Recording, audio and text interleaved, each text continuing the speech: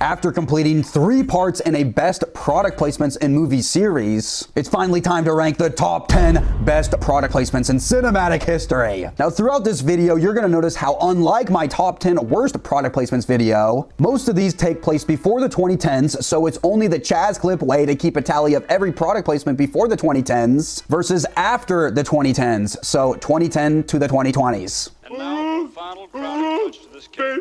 Take about a spoon. I'm gonna throw it to you, okay? Put it in a Up first, we got Baby Ruth from the Goonies. Haha, I said Goon.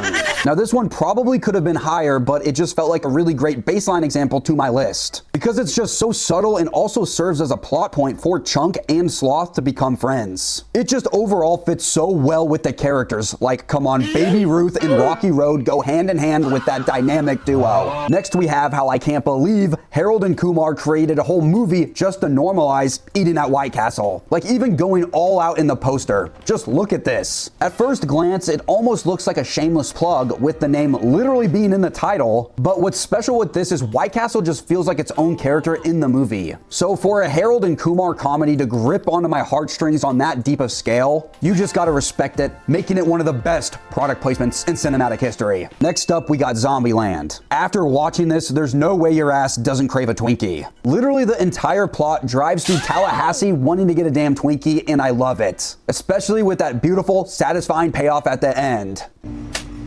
Rule number 32. Enjoy the little things. Tallahassee got his Twinkie. And even though life would never be simple or innocent again, as he savored that spongy yellow log of cream, we had hope. Also, this one barely makes a cut for before the 2010s as a 2009 movie. Next, we have one of the best car product placements with the Honda Odyssey and Deadpool and Wolverine, which deserves an Oscar for Best Supporting Actor, because this damn Odyssey took an absolute beating when Deadpool and Wolverine had that insane brawl. But what I appreciate about this placement is it's just not too blatant. The Honda is shown to be reliable, and even after all its chaos it's been through, it's still driving at the mid-climax, proving its durability without screaming product placement. Then later in the movie, when they go back to Deadpool's dimension, they instantly smash into that Kia, which has gotta be a subtle jab towards their trusty Honda friend. And would you look at that, this is somehow our first tally and probably last of the day for after the 2010s. So get this shit out of here. Next, why not go back to back with excellent car product placements? With how every time an Aston Martin comes on screen in a James Bond film, it just feels right. They've done a brilliant job of slowly connecting the character James Bond to the Aston Martin, to the point where you just can't be mad at it.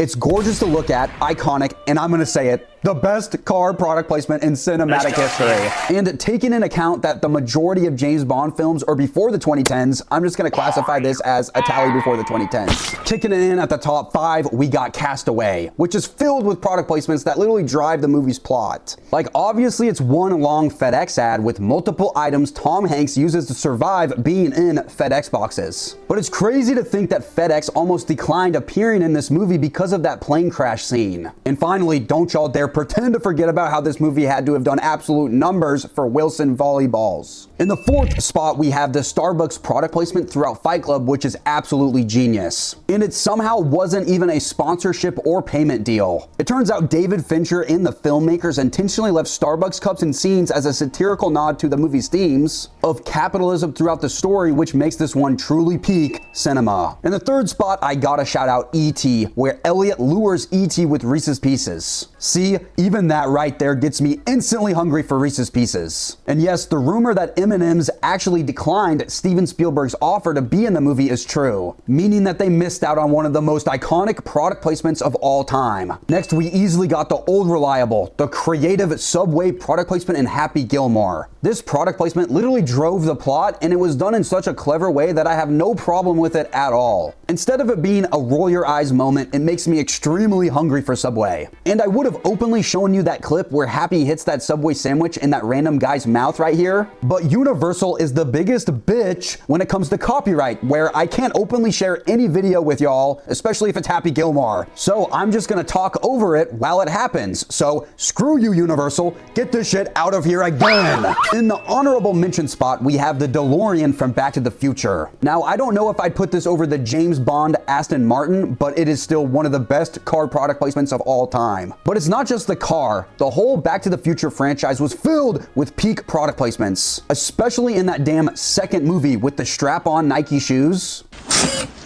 Power laces, all right. The futuristic Pepsi. All I want is a Pepsi. And finally, pretty much predicting those damn hoverboards we all got and were bound to explode at some point in prime, summer 2016. But overall, I just remember my past younger self really wanting those damn strap-on Nike shoes. Because come on, just look at them. They look so damn tough. Before the number one spot, if you like this video whatsoever, please leave a like, follow, and comment your favorite product placement in cinematic history. And easily in today's number one spot, we have Wayne's World and its iconic "I will not bow down to any sponsorships" scene, which makes this the greatest product placement and product placement satire of all time. And it's done so perfectly, I still can't even tell if they were actually sponsored in the damn movie. Well, that's where I see things just a little differently. Contract or no, I will not bow to any sponsor. Maybe I'm wrong on this one, but for me, the beast doesn't include selling out. Look, you can stay here in the big leagues and play by the rules, or you can go back to the farm club and roar. It's your choice. Yes, and it's the choice of a new generation. Now, I was gonna end the video there, but as you can tell, throughout cinematic history, most of the best product placements are all damn near before the 2010s. And if you watch my worst product placements video, you'll know that there wasn't a single one before the 2010s, with most even taking place in the damn 2020s. So if you're seeing the patterns in front of your face from both videos, I think we are just overall mega cucked. End of discussion.